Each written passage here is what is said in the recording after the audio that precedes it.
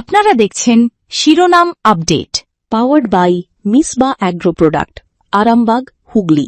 কো-পাওয়ার্ড by Asha cancer institute, new hospital road, Rampurhat, Birbhum. নমস্কার, আপনারা দেখছেন সংবাদ শিরোনাম আপডেট নিয়ে আপনাদের সঙ্গে রয়েছি আমি মান্টি।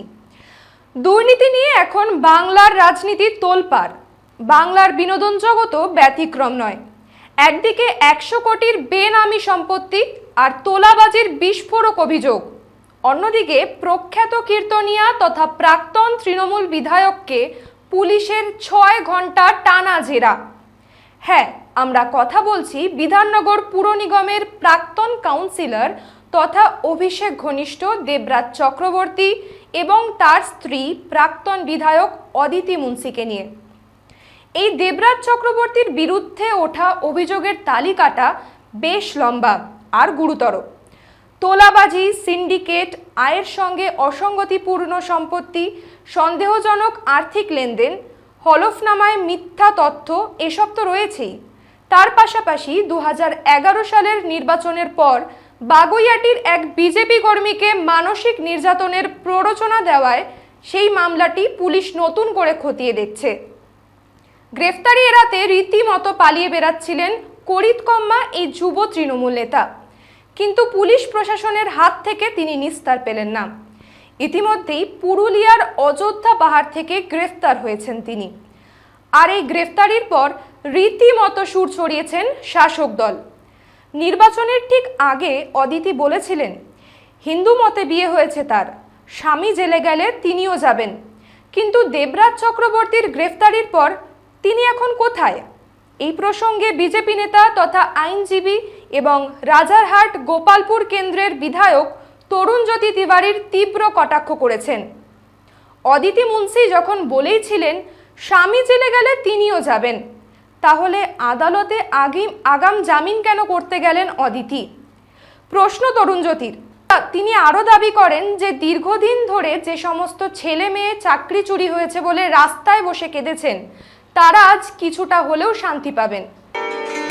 কথায় আছে স্বাস্থ্যই সম্পদ, আর খাদ্যের পুষ্টিগুণই স্বাস্থ্য রক্ষা করে। আমরা আপনার স্বাস্থ্যের কথা ভেবেই তৈরি করি উন্নত মানের চাল।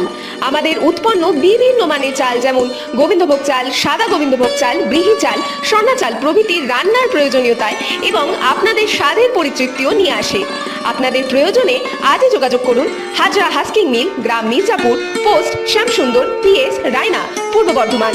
আমাদের মোবাইল নাম্বার 7867120522 এবং 9641110554। সাধারণ মানুষের জন্য স্বাস্থ্য পরিষেবার অন্যতম বিশ্বস্ত প্রতিষ্ঠান ও অত্যন্ত ভরসার জায়গা মালদার Janseba health clinic and nursing home. Malda এবং আশেপাশের এলাকার বাসিন্দাদের সুবিধার্থে এখানে স্বাস্থ্যসাথী কার্ডের সুবিধা সহ আপনি পাবেন 24 ঘন্টা এমার্জেন্সি পরিষেবার ব্যবস্থা, প্যাথোলজিক্যাল পরীক্ষার সুলভ ব্যবস্থা, OPD, IPD, OT, ICU, HDU এবং AC কেবিনের পরিকাঠাম।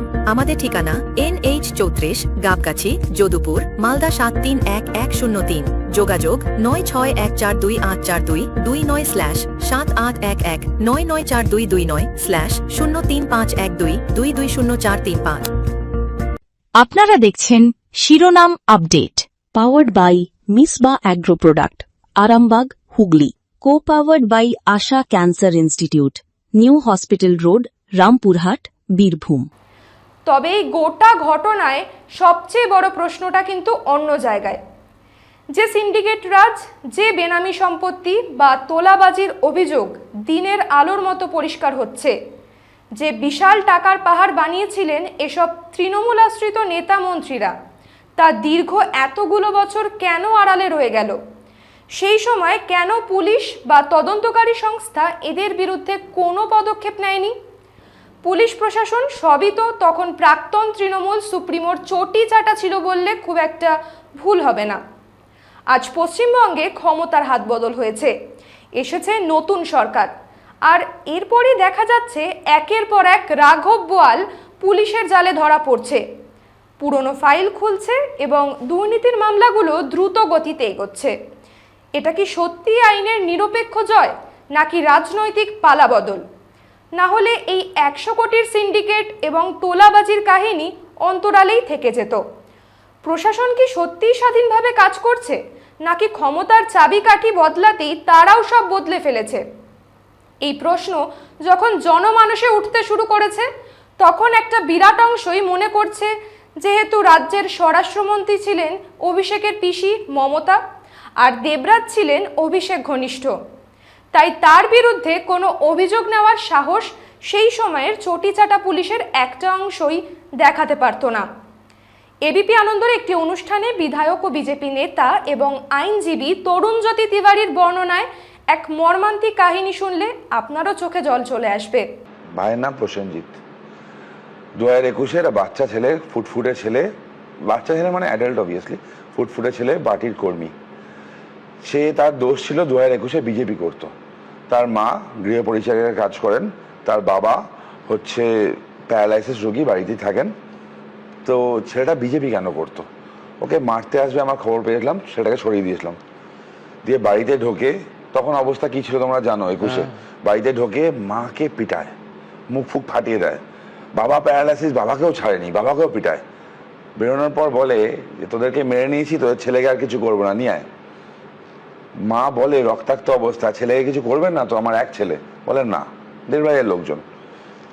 দিয়ে ছেলে আসে, পরের দিন সেই একই স্টাইল, গলায় গামছা, ছেলে বাড়ির বাইরে ঝুলছে।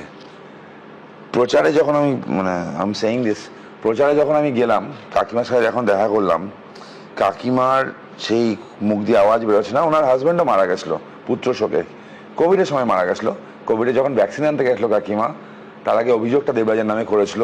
বলেছিল যে দেবরাজের নামে অভিযোগ করছি, আবার ভ্যাকসিন দিয়েছে। ওখানে ওকে লাথি মারা হয় লোকের সামনে, কিছু বলেনি। বাবা মারা যায়, কাকিমা একটাই ফাইট ছিল, তার বিচার চাই।